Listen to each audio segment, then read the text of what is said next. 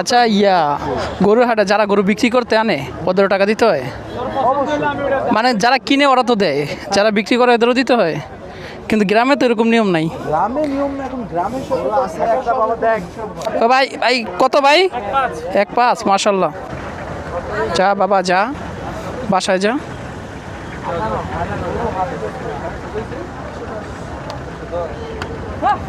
লড়ে নাকি? না না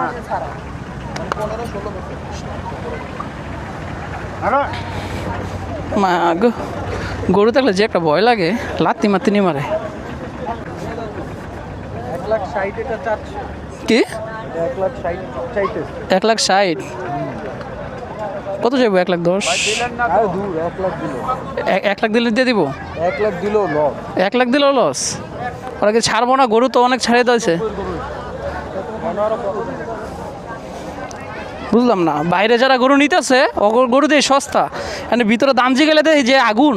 হ্যাঁ, ও একটা মার্জিন দিচ্ছে, মার্জিন ও 1,60,000 বলছে না, ও যে কিনবে তার একটা মার্জিন বলে দিচ্ছে, যে হলো কি আমি 60-এর থেকে 50 কমায় ফেলবো, কিন্তু 1,10 যত তোমার নিতেই হবে। 1,10 নিতেই হবে। আমি একটা মার্জিন বলে দিচ্ছি। আরে মা হ্যালো কি হলো? তো এ হচ্ছে মোস্তমাজি গরুর হাটের বর্তমান পরিস্থিতি। এখানে কি হয়েছে? ও হাত পা দিতেছে।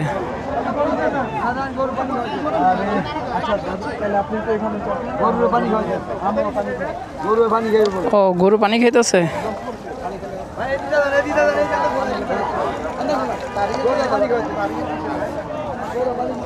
ভাই এটা কিনছেন? কত নিছে? 1,10 মাশাল্লাহ।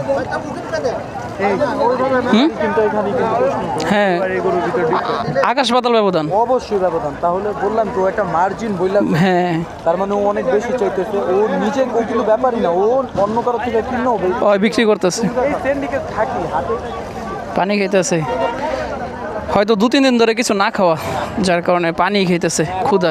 সামনে হলো তো ভিতরে স্টলগুলো আছে, জাস্ট হ্যাঁ। মানুষ 1,10,000 হইলে ভাইয়া এগুলোটা ভালো হয়েছে মা।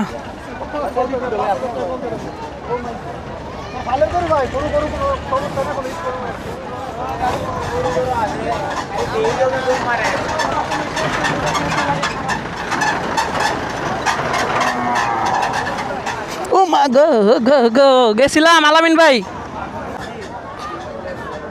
আচ্ছা ভাই, তো ওই যে ব্যবস্থা আছে গরু উঠানের, তো ওরা ওইখানে নেই কেন?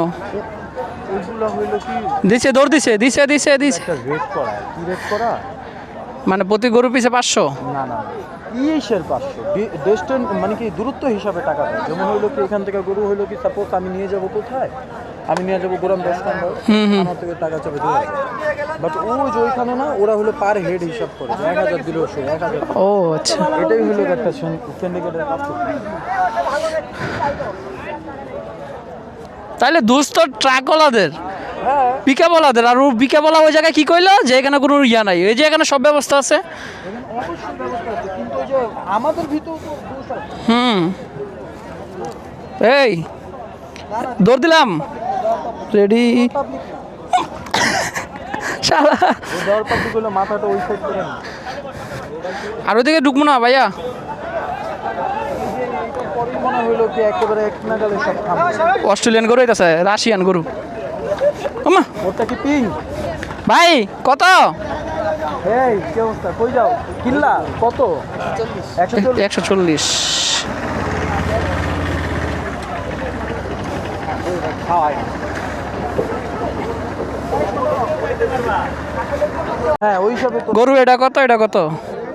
2 লাখ? 5 লাখ না, 2 লাখ 5 লাখ। দাও তো, এটা গরু বিচি আসেনি, চেক দাও তো। আছে ওই যে যেটা ইয়েটা নিয়েছিলাম না, ওরটা 2টার সমান। ভাই, বিচি টিচি আসেনি গরুর? ঠিক আছে তো। আছে, ঠান্ডা বললেন ঠান্ডা চুপসে আছে। হাত দিতে গেল আমার 2বার হাত কাইপা গেল। ওই থাক থাক থাক। কেমন এটা? এটা কত মামা?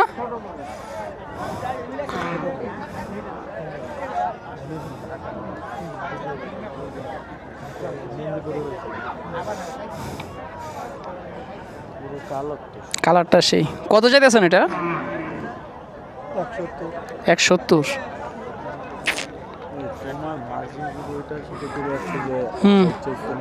ওইটা কই আর এইটা এইটা কই?